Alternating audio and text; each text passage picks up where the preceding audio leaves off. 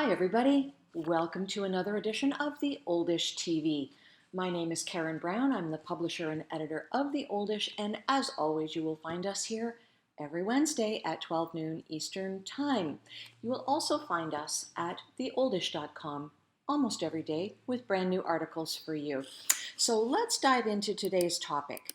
I was involved in a discussion last week with some people who were sending their last child off to university and another couple whose child was going off to college. And everybody was expressing anxieties about how the children would make out away from home without mommy to prepare meals and daddy to drive him everywhere. And just that whole thing became a little laughable maybe. But the expression helicopter parenting was used more than once. It got me thinking about whether or not we might do helicopter caregiving at times. And it can be equally distressful. So I went back home and I was thinking about this conversation. I looked up helicopter parenting to see exactly what the definition was. Kind of thought I knew, but I wanted to bring some definite thoughts to this conversation with you today. So, helicopter parenting is taking over too much responsibility for success and failure, over controlling and over protecting.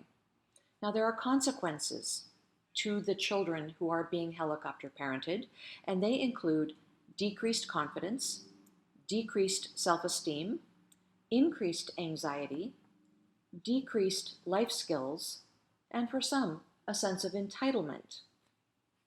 Does that sound familiar to any of you?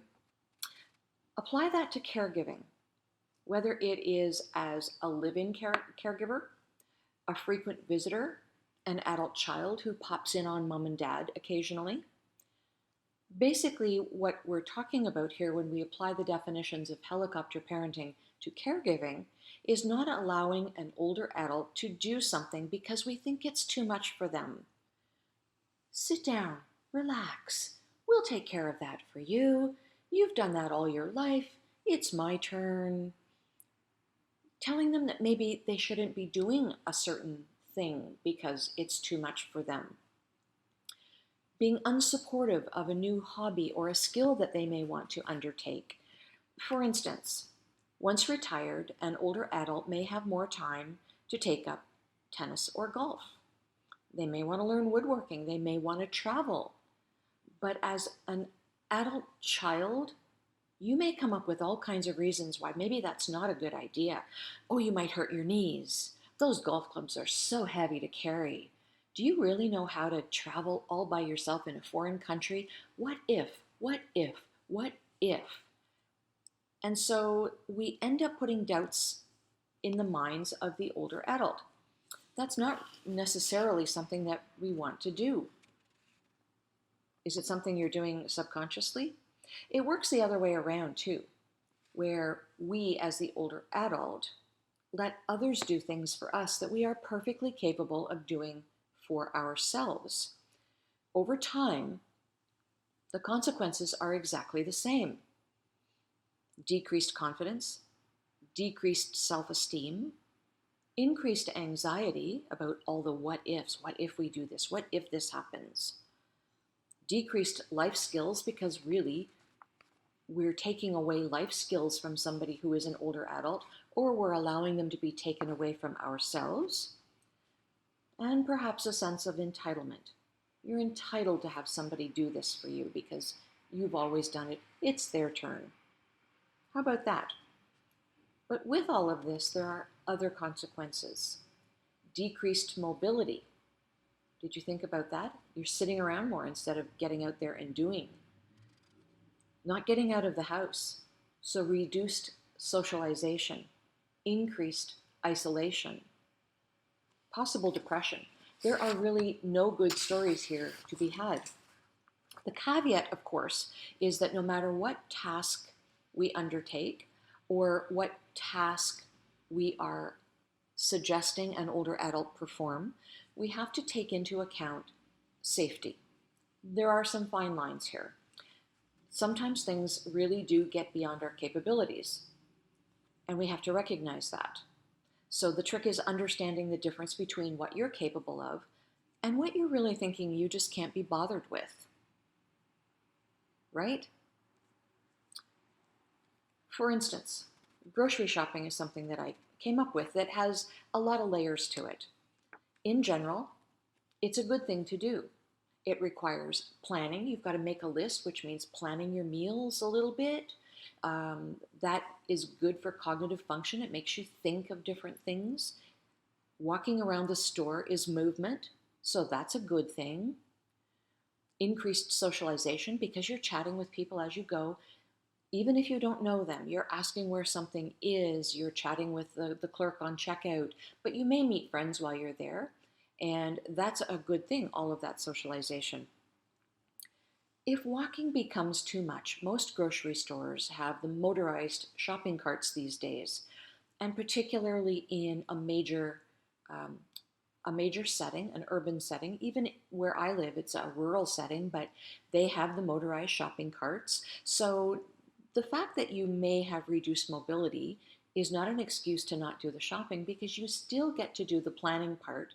You notice I say get to, not have to. You still get to do the planning part. You still get to socialize along the way. If driving becomes a bit of a scary endeavor, well, then you can get a driver. It is still no excuse to stay home. You can have an adult child drive you. You could perhaps share with a neighbor if everybody's going shopping at the same time. You can still go shopping because you still have the potential for mobility and for socialization. The caregiver can help you with the driving, or the neighbor perhaps can help you with the driving, can help you read labels if that's what you need. But there is really no excuse not to go and do the shopping chore just because you find driving to be challenging. So we can come up with all kinds of excuses not to do things, but we really need to do that which we are capable of doing. So think about the skill sets. Think about your role as caregiver, if you are the caregiver. Think about the things you can do as an older adult, if you're the one that's the older adult. We all need to stop making excuses and let people do the things that they're capable of doing, because there is no bad news in let people doing what they can actually do for themselves. So, are you a helicopter caregiver? Are you, as an older adult, making excuses not to do the things that you are perfectly capable of doing? I'm going to leave those with you, but I'm going to tell you about an article that is coming up on theoldish.com, probably within the next day or two, and you can go and check this out. It's connected.